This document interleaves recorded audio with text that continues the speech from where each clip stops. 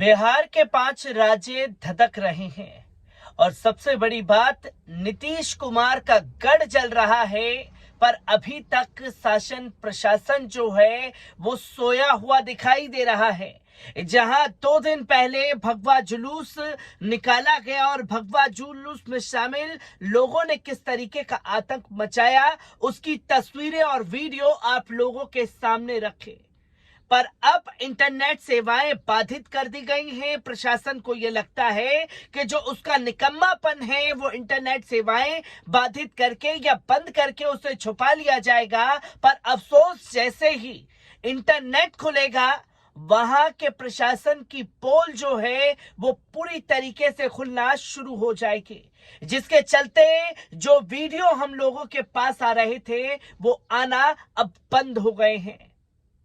पर वहां के स्थानीय लोगों से हमने बात की और किस तरीके से उन्होंने खौफनाक मंजर का जिक्र किया है, पहले इस पर बातचीत पर नजर डालिए। कल 2 बजे रात के बाद जो है वो देखने और सुनने को ये मिला कि खासगंज मोहल्ले में, कटरा पर, पक्की तालाब, गंगन दीवान, पूरे शहर के लगभग मुस्लिम इलाकों में 2 बजे के बाद पुलिसिया अत्याचार होना शुरू हो गया।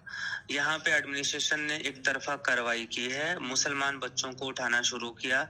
इस मोहल्ले से करीब 12-13 लोगों को उठाया खासगंज से। उसके अलावा वहाँ कटरा पर, गंगन दीवान, बड़ी दरगाह, पूरे इलाके से ये खबर है मुझे अब तक कि 150 बच्चे जो है वो रातों रात उठे हैं। मुस्लिम इलाकों से सारी चीजें ये हो रही हैं, उनके तरफ जो है ये कार्रवाई नहीं की जा रही है। तो ये पुलिस का रवैया भी साफ दिख रहा है कि एक तरफा है। नुकसान हमारा हुआ है, घर हमारा, दुकान हमारा जला, लुटाया है, नुकसान हर तरफ से हो रहा है।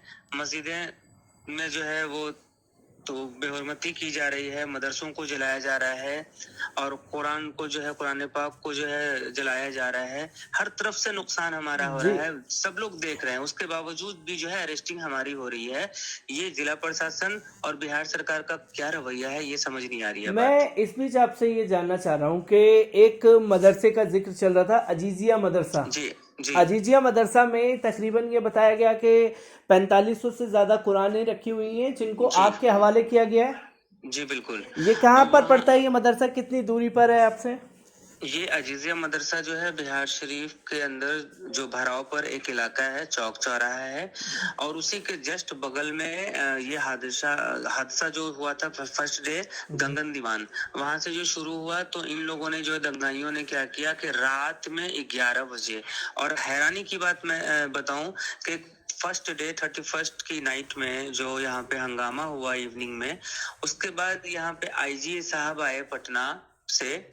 उनके आने के बाद पूरी जो है एडमिनिस्ट्रेशन को टाइट करने के बाद वो जब चले जाते हैं तो रात के 11 बजे, उनके जाने के बाद रात के 11 बजे पुलिस की मौजूदगी में मदरसा पे अटैक होता है और पूरे मदरसा को आग के हवाले कर दिया जाता है।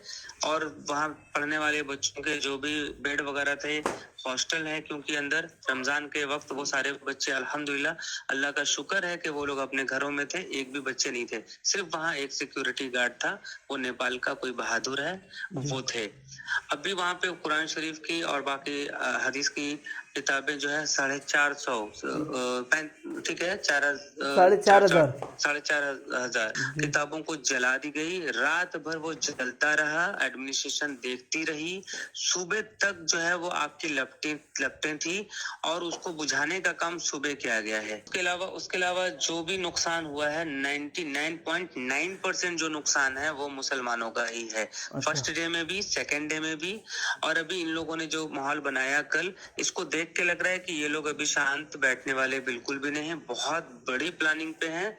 और मेन दोषी जो बजरंग दल के लोग संयोजक हैं और जो बजरंग दल के जो जिला के अध्यक्ष हैं और जो कार्यकर्ता हैं, मेन लीडर जो वायरल हैं पूरे सोशल मीडिया में, लाइव आकर एक हफ्ते से शोभा यात्रा में आए और वो खुलेआम अभी घूम रहे हैं, उनकी कोई अरेस्टिंग नहीं हुई है, उल्टा मुसलमानों की अरेस्टिंग हो रही है। ईशा के वक्त जो है अचानक ये खबर आने लगी कि ठीक 8 से 8:30 के बीच में, कि हर तरफ से जो है वो अटैक कर दिया है। शुरुआत इन्होंने बिहार शरीफ के बनौलिया मोहल्ले से किया कल रात बनौलिया मोहल्ले में उस वक्त नमाज अदा की जा रही थी जी। उन लोगों ने अटैक किया, चढ़ाई किया और फायरिंग करना शुरू कर दिया क्योंकि सब लोग नमाज की हालत में थे। फिर 2-3 मोहल्ले से फोन आने लगा कि बनौलिया के जस्ट बगल में सकूनत है और वहाँ पे चांदपुरा है। ये इन सब मोहल्लों में जो है पूरा अटैक्स हो गए और हमारे मोहल्ले में खुद जहाँ मैं रहता हूँ खासगंज, यहाँ पे प्रोफेसर शकील साहब को वो अपने दरवाजे पे खड़े थे, जो रिटायर्ड हैं, 70 इयर्स ओल्ड हैं, उनको जो है जबड़े पे गोली लगी, ठीक है ना, और जिसकी वजह से पूरे मोहल्ले में भगदड़ मच गया। यहाँ 3 मस्जिद है खासगंज में, तीनों मस्जिद में उस वक्त नमाज अदा की जा रही थी, वक्त करीब 8:30 बजे। तो ये लोग जो है पूरे लोग जो है चारों तरफ से मोहल्ले को घेर लिया था इन लोगों ने। फिर जवाबी कार्रवाई में ये लोगों ने जो है थोड़ा पीछे हटा है। उसके बाद पूरे शहर से ये खबर आने लगी, एक ही वक्त पे इन लोगों ने प्लानिंग के तहत ईशा के वक्त जो है पूरे शहर को जो है वो चढ़ाई कर दिया और धावा बोल दिया, जिसमें भैंसासुर भी है, कागजी मोहल्ला भी है, पक्की तालाब, बड़ी दरगाह, गगन दीवान, शेरपुर मोहल्ला, ये सारे मोहल्लों में कम से कम 15 से 17 मोहल्लों के अंदर ये जबरदस्त तरीके से जो है वो चढ़ाई कर दिए। और अच्छी बात ये रही कि बिहार शरीफ में कल शाम ही मनु महाराज को चार्ज मिला है। आमिर सुबहानी साहब कल से यहाँ शाम से हैं। एसपी का जो है सस्पेंशन हो गया है, सस्पेंड हो गए हैं वो, और डीएम का भी नाम आ रहा था लेकिन कंफर्म नहीं है। तो एसपी को सस्पेंड करते ही नए वाले एसपी ने और मनु महाराज ने ये बहुत बेहतर फैसला लिया कि उन्होंने कल 11 बजे जो है देखते ही शूट एंड साइट का ऑर्डर जारी किया, देखते ही जो है वो गोली मारने का आदेश हुआ और पूरे शहर में उसी वक्त रात 11 बजे कर्फ्यू लगा दी गई। अच्छा। तो कर्फ्यू लगाते ही पूरे शहर में जो गाड़ी पेट्रोलिंग की थी वो अनाउंस हुआ कि कोई भी बाहर ना निकले, बाहर निकलते ही गोली मार दी जाएगी। और 1 बजे रात तक की ये खबर है कि 1 लोगों को एडमिनिस्ट्रेशन की तरफ से, ठीक है ना, अटैक भी किया, वो डेथ हो गई उनकी। अच्छा। और वो नॉन मुस्लिम थे। अच्छा। ठीक है। और ये दहशत जो है चारों तरफ बनी कि नहीं देखते ही गोली मार दी जाएगी। मेरे मोहल्ले के अंदर पीछे एक जगह है लोहगानी, वहाँ पे पूरे यादव लोग हैं, सारा दूर दराज के लोग 150-200 लोग इकट्ठा हो चुके थे अटैक करने के लिए रात के 2 बजे।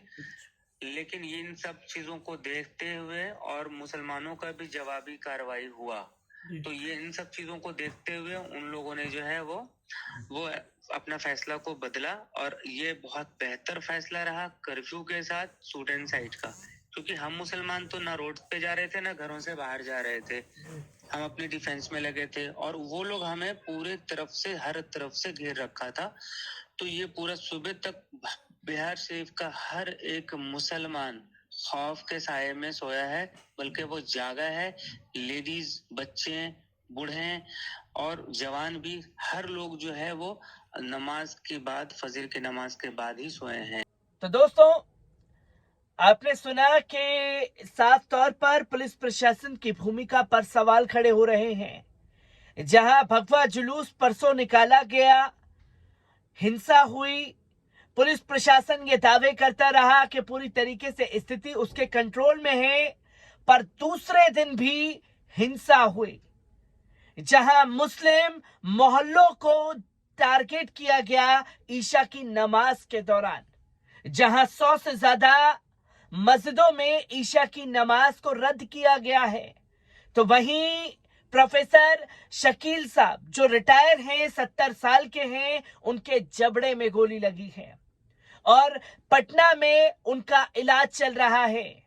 जिस तरीके की तस्वीरें सामने आ रही हैं, पर सवाल ये खड़ा होता है कि जहां पुलिस प्रशासन जो है ये दावे कर रहा है स्थिति कंट्रोल की, तो दूसरे दिन हिंसा कैसे भड़की, और जहां एक दिन पहले हिंसा हुई, दूसरे दिन भी उसी तस्वीरों को दोहराया गया, जो कि एक खौफ का मंजर बनाने की कोशिश की जा रही है।